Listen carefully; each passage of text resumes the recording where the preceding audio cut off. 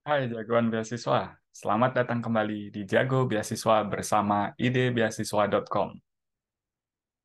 Kali ini kita akan menyiapkan diri untuk mendaftar beasiswa AAS Intake 2025, yaitu mendaftarnya nanti di tahun 2024 untuk jika lulus mendapatkan beasiswa bisa kuliah paling cepat di tahun 2025.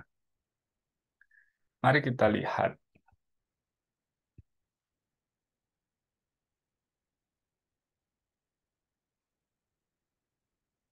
Ya, jadi kita akan mempelajari tentang timeline AAS, lalu persiapannya, dan bagaimana kita memperbesar peluangnya. Kita mulai dari mencari tentang beasiswa AAS 2024. Banyak informasi yang tersedia ya, jadi bisa kita lihat-lihat informasinya di sini.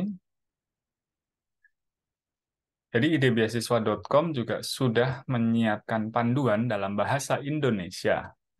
Jadi bisa dicari dengan beasiswa AAS 2024. Ini, yang panduan daftar Australia Awards Scholarship.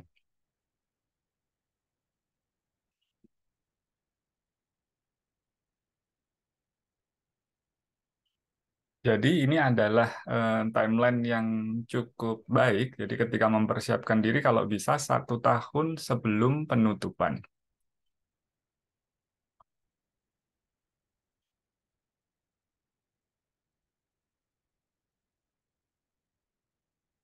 Jadi ini adalah panduan daftar Australia Awards Scholarship 2023-2024 yang saya siapkan untuk pendaftaran tahun 2023 untuk kuliah di tahun 2024. Ini bisa kita jadikan acuan untuk pendaftaran tahun depan karena kurang lebih mirip-mirip aja untuk persiapannya. Kita lihat dari timelinenya. Jadi secara umum timeline beasiswa AAS itu akan mirip dari tahun ke tahun. Jadi yang dibuka nanti di awal Februari, penutupannya di awal Mei, lalu pengumuman untuk yang lolos ke tahap wawancara dan untuk tes IELTS awal itu di bulan Juni. Sedangkan seleksinya sendiri akan dilakukan di bulan Juli dan pengumuman finalnya ada di bulan Agustus.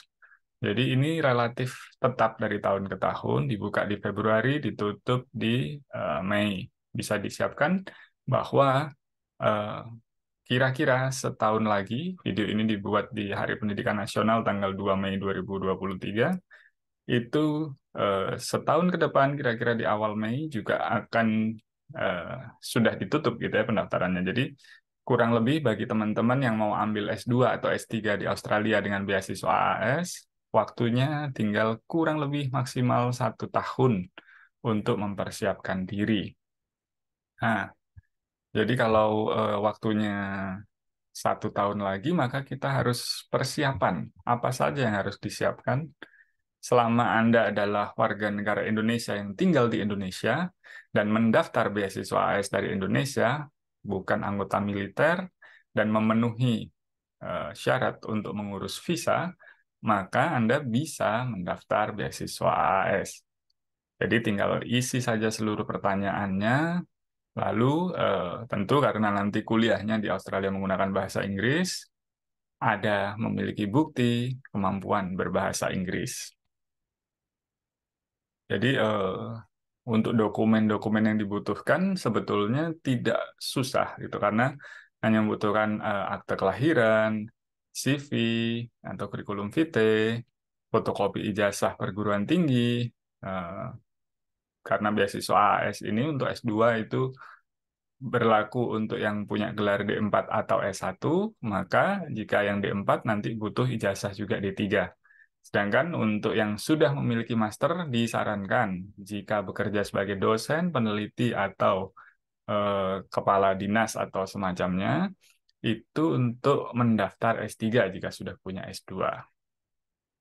Lalu selain ijazah tentu transkrip dan jika PNS perlu mengunggah dokumen tambahan yaitu kita lihat di sini SKPNS, dan ada juga izin dari atasan. Jadi kita lihat nanti dokumennya apa saja yang wajib disiapkan untuk mendaftar AAS di 2024 untuk kuliah di 2025.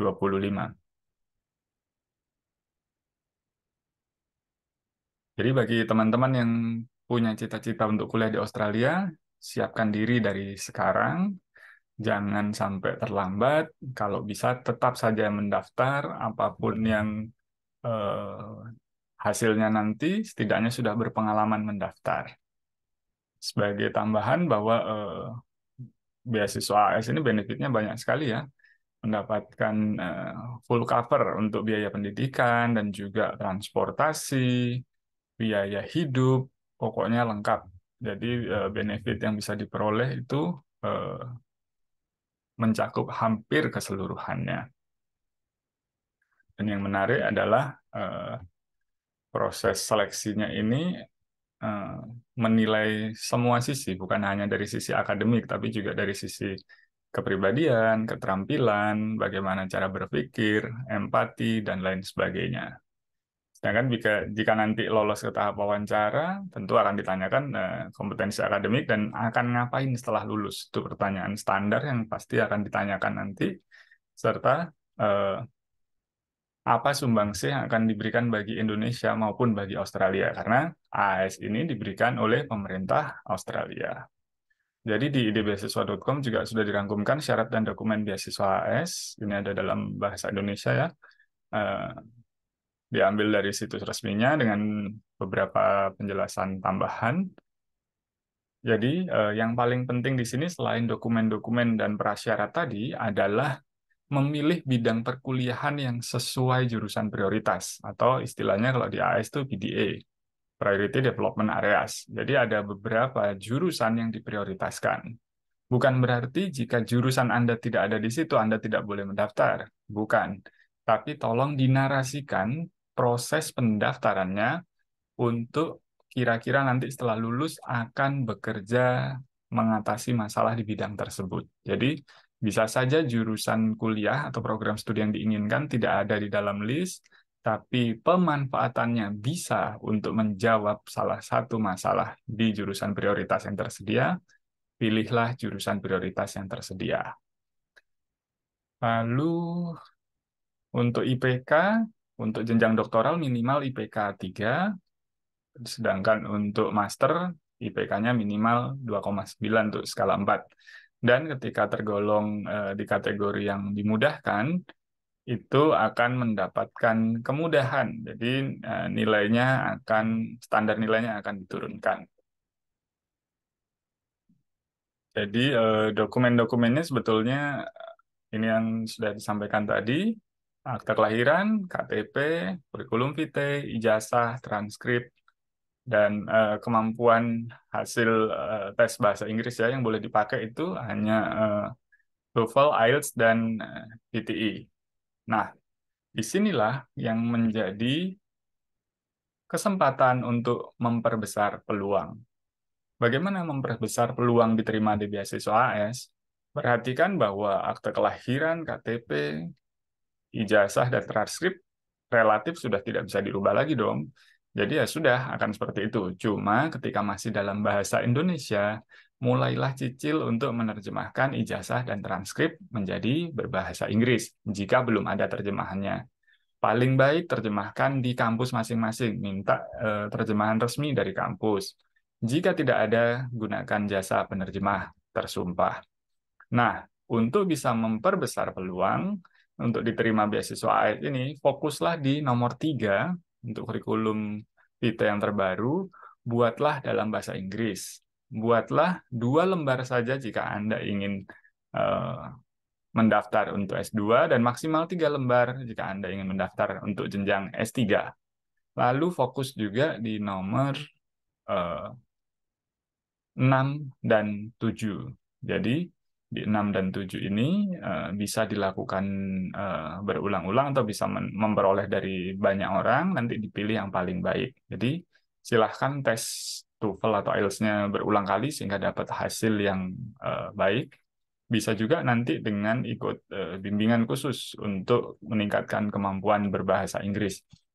Untuk rekomendasi bisa dari dosen pembimbing bagi yang ini diwajibkan bagi yang mendaftar S3 ya. Bagi yang mendaftar S2 tidak wajib tapi tidak ada salahnya jika bisa mendapatkan rekomendasi dari dosen pembimbing, dosen wali atau atasan bagi yang sudah bekerja.